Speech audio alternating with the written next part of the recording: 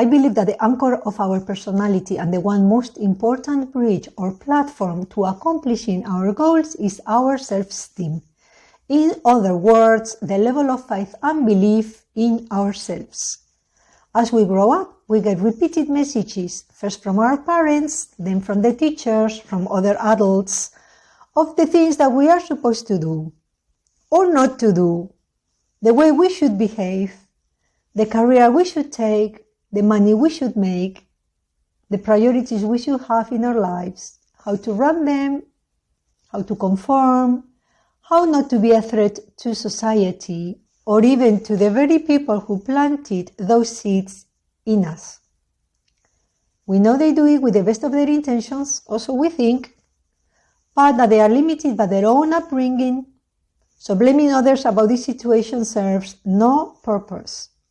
However, if we understood that we always have a choice, and that we stay where we are at simply because we have accepted it, so we can now stop focusing for a moment on what others have done to us. Let's focus on what we have done to ourselves. When we were children, our natural personality would come out to play. With no fears or restrictions of any kind, we would find ourselves perhaps being the courageous one, or the curious, inquisitive one. Some were happy, some of us were cheerful, trusty. Others enjoyed their solitude, playing alone with construction games like me. Never dolls, always construction games. And others would have a musical sensitivity. They would express themselves by singing or dancing, playing an instrument, like me.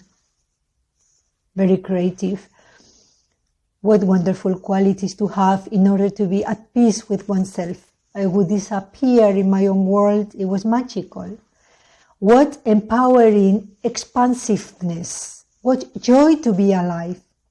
And then one day, we get told off, admonished, criticized, disapproved of, and we learn that in order to stay as part of that group or clan, we have to abide by the pre-established, required guidelines, or else.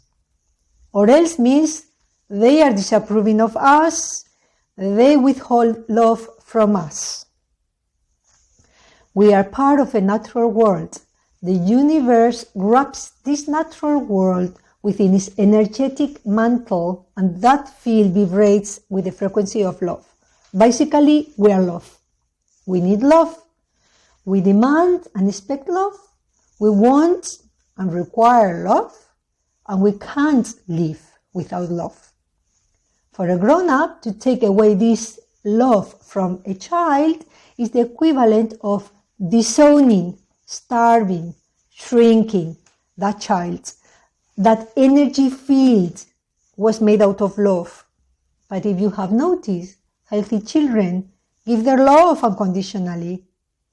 It is only later that they learn to use love as a commodity with which to manipulate the adults in their life. And that's the only reason, because the adults manipulated them first. Now, imagine this. We are a child. We rely on the grown-ups around us. We are completely dependent from them, and we rely on them for everything. We are unconscious, completely open, and we have a sharp intuition that reads through lies and manipulation. But when the outer world and the inner world don't match, don't marry, there is a dichotomy created in our psyche, and then we have a choice. We decide they are wrong because they are grown-ups. We think they know better. We depend on them. We trust them. We don't think that we can be right. So, the logical step is that we must disown our own intuition or natural wisdom. If they are right, we have to be wrong. Or, let's take the opposite path, which at this stage of development we don't normally are able to hold on to because we are too young, and decide that we are right, but then they will punish us, They will admonish us, they will reject us, we will feel abandoned, unloved, and maybe, very likely, we can't really tolerate this at that age. So, it's my belief that we spend the rest of our other lives healing the trauma of this energetic separation from our natural intelligence in order to fit in within the rules of the society in which we live. In one word, if we cannot stay integrated, we will disintegrate, almost literally. In fact, that's exactly what happens. And some of us will carry emotional wounds, others physical or psychological wounds. We were deprived of oxygen, of the one thing we needed to live. We were forced to dishonor ourselves in the process of belonging or longing to be somewhere, to be a part of a group, to find safety in a clan. Now the years go by and we feel slightly detached, floating in a nebulous-like bubble which we can't fully identify. We watch other people during the different stages in our life: school, college, university, work, family, friends. We start comparing ourselves to them. And we are really like a tree without roots. So we don't really have a reality to hold on to. It's much later on that we live enough years, like that was my case, as I discovered all these things. When we experience a life crisis that cracks our consciousness open in order to allow the light of our higher guidance to shine in, that we have the opportunity to develop the strength to stand up for ourselves. Oh wow, these are big words. I'm telling you, it takes a long time. And that is with focused, persistent personal development work over 25 years. And not everyone gets there. I consider myself lucky that through a divorce, I was hit so hard that I went so deep that I realized that I had hit rock bottom. And after that, after hitting rock bottom, the only way is up. This is the reason why when most people are offered the choice of receiving approval or acceptance in exchange of a specific control behavior, they sometimes risk losing themselves in order to try to achieve something else.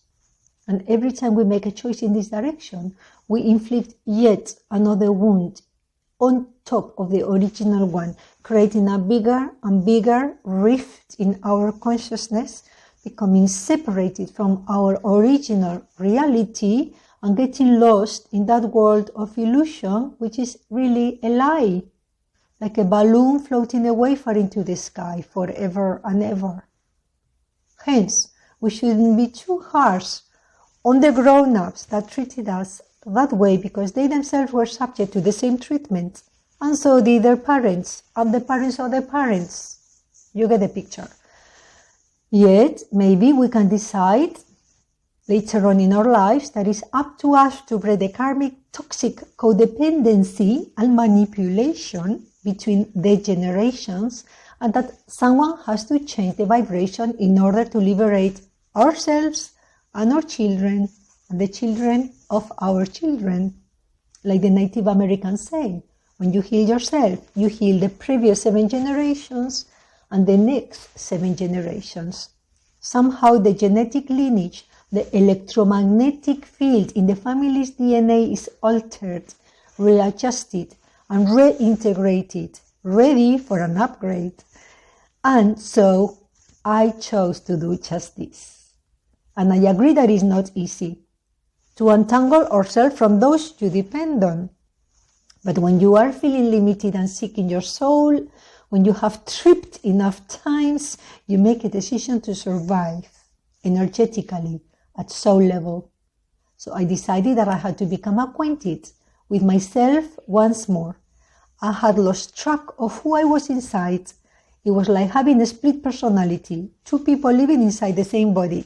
Therefore, I had to start by breaking my conditioning, which wasn't easy. And so, you embark yourself in a world of personal development, integration of consciousness, self-healing and spirituality, only to find that when you emerge, beautiful and free like a butterfly out of the caterpillar, the world outside will not accept the new you without a fight.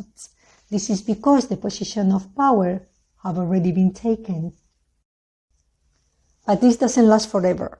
I have found that when you shine with your own light, the world doesn't have enough strength to hold you down. One little light that burns so brightly in the darkness is truly wondrous. You become consistent with your actions, thoughts and words. You start determining your own standards and you act only and exclusively in accordance to your inner guidance. You are at peace with yourself. You love being in solitude, as silence becomes like a peaceful lake where you can align yourself with your inner flow of thoughts without interruption or distortions. And this only happens because you are no longer a stranger to yourself. Gone are the times when the measure of my actions was ruled by the external shows of acceptance or lack of it. I finally got to find that the true thermometer of what was right or wrong for me, not based on what the television says or what human law says, but based on the spiritual laws that I have studied and observed, and based on the truth in my heart. Not everything is acceptable. Even when it has been done for decades or centuries, things need to change when they no longer fit today's vibrational frequency of truth and love. I no longer need an illness or to be kicked out of a job or have a relationship breakup in order to realize that I'm building my life on quicksand. The foundations of my existence are strong and stable. I don't need to defend them, only enjoy and display them. The bottom line in this spiritual path is consistency. Having a regular meditation practice puts you in touch with what it is every day and not with what others say it is. Freedom comes from every time that you make a little choice out of integrity. And I express my creativity and writing through my books and programs, Instagram, colorful, inspirational posts, audiovisual techniques such as my Udemy courses, my YouTube channel. All the time, the little voice of my childhood is alive and happy, playful and contented. The world makes sense even though the television shows us crazy, violent programs and news which show that humanity is fighting to find the common ground for the future. But I have chosen to stop fighting with words, with thoughts, with wishes or projections of my mind. It's hurtful to me, so it must be hurtful to others, and it robs me of my peace. So it's a waste of my good, positive energy. I prefer to walk away every single time. I'll come back later when I've made a plan. But fighting for the sake of fighting, it just doesn't work for me. So I have learned that there are lots of people in this planet, all of us vibrating at different frequencies, depending on the level of development that we have achieved. I have also learned that you can't convince anyone of anything, the same way as nobody can convince you of anything. So the best thing to do is link with those who resonate with you and let the rest go. I am now attempting to do things that I didn't do before or I didn't think I could do before. For instance, I studied German at night school 30 years ago and I got a GCSE, but now I wanted to take it further and I had a massive block. I didn't think I could do it.